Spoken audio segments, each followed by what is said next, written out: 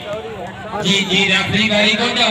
इधर कहते तीरां दिते ने ट्रेनिंग शुरू कर दी अभी यासीन डोगर ने नाल अली रजा दी कबड्डी चल अली रजा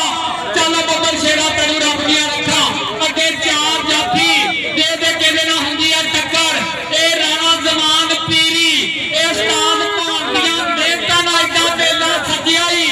इन्हां ने अपनी हिक दी गोल ते सारा खर्चा कीता ए जिंदाबादी। इधर अली रजा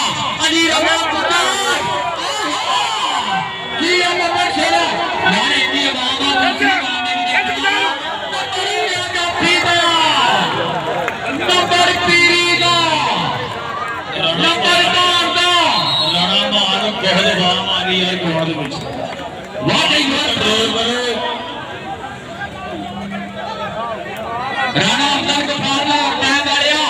अज कौडी ने चर्च बन्नी आ बाबा जवेद साहब बड़ी मेहरबानी राणा बादशाह चेयरमैन अज कबड्डी ने चर्च कराई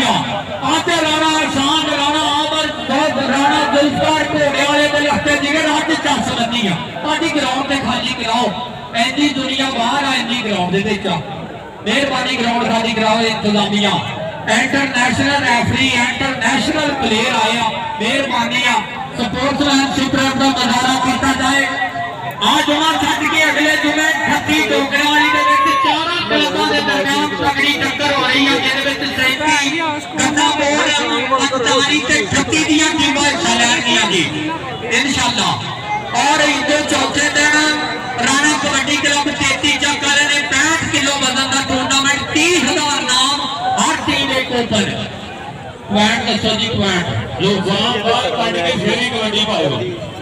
वाम जरूर